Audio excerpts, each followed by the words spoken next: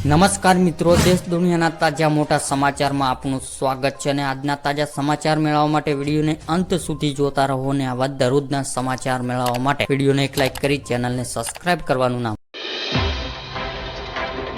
અંબાલાલ પટેલની આગાહી એટલે કે મિત્રો હવામાન નિષ્ણાત અંબાલાલ પટેલની નવી આગાહી એટલે કે મિત્રો 15મી ઓગસ્ટ બાદ વરસાદની સિસ્ટમ છે તે સક્રિય થશે અને જેના કારણે રાજ્યના અનેક ભાગોમાં વરસાદનો માહોલ છે તે જામશે મિત્રો અને 17 ઓગસ્ટથી મઘા નક્ષત્ર અને સૂર્ય સિંહ રાશિમાં આવતા સારો વરસાદ થશે અને 19 ઓગસ્ટ 26 ઓગસ્ટ સુધીમાં રાજ્યના ઘણા ભાગોમાં સારો વરસાદ થશે અને 23 ઓગસ્ટ અને 14 સપ્ટેમ્બર સુધી ગ્રહો જળદાયક નક્ષત્ર હોવાથી ભારેથી અતિ ભારે વરસાદ થઈ શકે છે તેવી અંબાલાલ પટેલની આગાહી કરવામાં આવી છે। ત્યારબાદના મહત્વના સમાચારની માહિતી મેળવીએ તો મિત્રો જન્માષ્ટમી રેશન તેલ નિર્ણય એટલે કે રાજ્યના રેશન કાર્ડ ધારકો માટે રાજ્ય સરકાર મહત્વ નિર્ણય કર્યો છે। આગામી તહેવારો લઈને અદ્યત અને બીપીએલ રેશન કાર્ડ ધારકોના હિતમાં નિર્ણય કર્યો છે। આથી 75 લાખ રેશન કાર્ડ ધારકોને ફાયદો થશે એટલે કે સરકાર તહેવારોને લઈને વધારાની ખાંડ અને રાહત દરે ખાદ્યતેલનું વિતરણ કરવાનો નિર્ણય કર્યો છે, જે ઓગસ્ટ મહિનામાં શરૂઆતથી જ વિતરણ કરવામાં આવશે।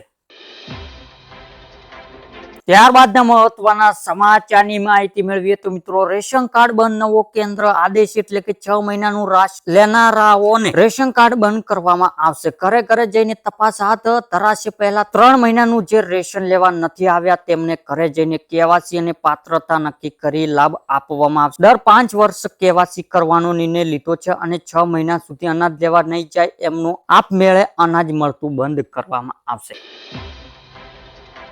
ત્યારબાદના મહત્વના સમાચારની માહિતી મેળવીએ તો મિત્રો ખેડૂતોને 8 કલાકના બદલે 10 કલાક મફત વીજળી એટલે કે રાજ્યના પર્વતોમાં વરસાદની પરિસ્થિતિના પગલે આજ રોજ ગાંધીનગર ખાતે મળેલી કેબિનેટ બેઠકમાં મહત્વ નિર્ણય લેવામાં આવ્યા હતા। સૌરાષ્ટ્ર નાગરિકોને હિતમાં રાજ્ય સરકાર દ્વારા લેવાયેલો નિર્ણય વિશે જણાવવા પક્વતા મંત્રીએ માસિક કેસે પટેલે કહ્યું હતું કે વરસાદ લંબાવાના કારણે સર્જાયેલી પરિસ્થિતિ અને લોકોને રજૂઆત ધ્યાનમાં રાખીને સૌરાષ્ટ્ર નાગરિક અને ખેડૂતો નર્મદા વધારવાની પાણી સૌની યોજના મારફતે પાણીનો જથ્થો આપવાનો નિર્ણય કર્યો છે અને સૌરાષ્ટ્રમાં 8 કલાકના બદલે 10 કલાક વીજળી આપવામાં આવશે। અન્ય એક મહત્વ નિર્ણય સદભવ મંત્રીએ જણાવ્યો હતો કે આ ઉપરાંત સૌરાષ્ટ્ર કુલ 11 જિલ્લાઓ છે જે મિત્રો 8 કલાકના બદલે 10 કલાક વીજળી પુરવઠામાં આપવામાં આવશે। કયા જિલ્લા છે? સૌરાષ્ટ્ર, જામનગર, દેવભૂમિ, દ્વારકા, પોરબંદર, રાજકોટ, સુરેન્દ્રનગર, મોરબી, અમરેલી, ભાવનગર, બોટાદ, જુનાગઢ અને ગીર સોમનાથ એમ કરીને કુલ 11 જિલ્લા છે મિત્રો જે 10 કલાક કૃષિ વિષયક વીજ પુરવઠામાં આપવામાં આવે તેવી મંત્રીએ કહ્યું હતું। ત્યારબાદના મહત્વના સમાચારની માહિતી મેળવીએ તો મિત્રો ખેડૂતોને 2 લાખ સહાય યોજના એટલે કે ખેડૂત માટે ઇફકો સંકટહરણ નામની એક યોજના શરૂ કરી છે, જેમાં જો કોઈ ખેડૂતો ઇફકો પાસેથી 25 થેલી યુરિયા ખાતર ખરીદે છે તો તેને 1 લાખ રૂપિયા અકસ્માત વીમો અને નેનો યુરિયા અને ડીએપી ની 200 બોટલ ખરીદે છે તો તેમને 2 લાખ રૂપિયા સુધીની 1 વર્ષ માટે મફત અકસ્માત વીમો મળશે। જે ખેડૂતોને ખેતી દરમિયાન જાનનું જોખમ વધારે રહેલ છે તેમના માટે આ યોજના આશીર્વાદ રૂપે છે। આનો લાભ લેવા ખાતર ખરીદેલી સ્પીડ જરૂરી છે। ત્યારબાદના મહત્વના સમાચારની માહિતી મેળવીએ તો મિત્રો સોના અને ચાંદીની ચમક મૂકી થઈ એટલે કે સોના અને ચાંદીના ભાવમાં પણ વધારો જોવા મળ્યો છે।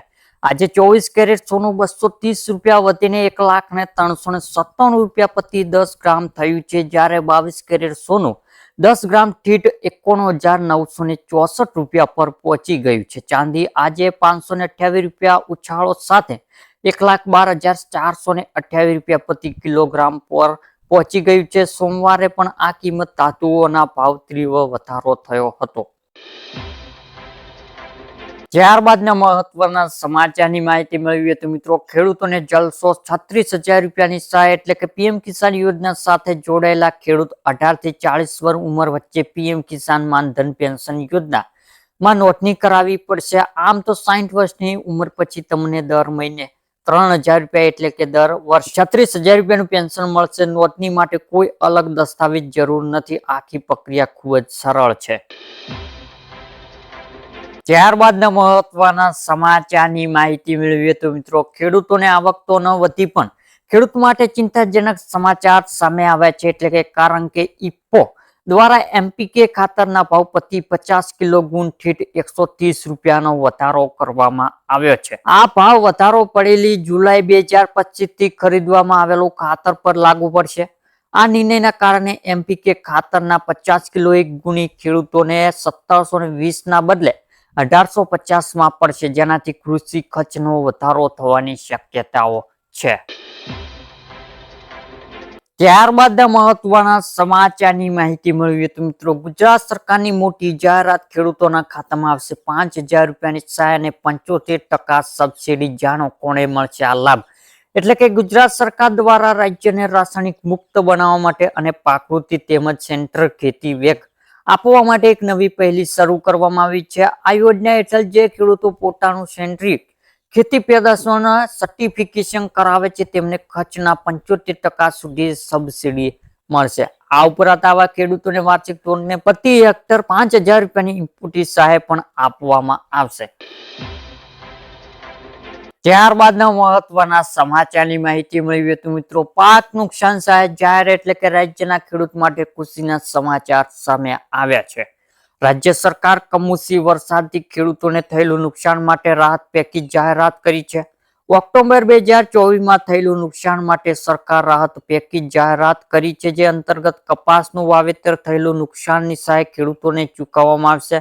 રાજ્યમાં 6 જિલ્લાઓમાં કપાસનું વાવેતર થયેલું નુકસાન અંતર્ગત ખેડૂતોને સહાયની ચૂકવણી કરવામાં આવશે. તમને જણાવી દઈએ કે રાજ્યના છોટાઉદેપુર, જામનગર, અમરેલી, ભાવનગર, સુરેન્દ્રનગર અને રાજકોટ જિલ્લામાં ખેડૂતોને આ સહાય ચૂકવવામાં આવશે. સરકાર નિયમો મુજબ જે ખેડૂતોને 33% વધુ પાક નુકસાન થયું હશે તો જ ખેડૂતોને સહાય મળશે. આ સિવાય 2 હેક્ટર મર્યાદા પ્રતિ હેક્ટર 11000 રૂપિયાની સહાય ખેડૂતોને મળશે. ખેડૂતોને પાક નુકસાન વળતર લેવા માટે 14 જુલાઈ આ 6 જિલ્લાઓને ખેડૂતોને ઓનલાઈન અરજી કરવાની રહેશે અને સરકાર તરફથી ખેડૂતોના બેંક એકાઉન્ટમાં સીધા પૈસા જમા કરવામાં આવશે.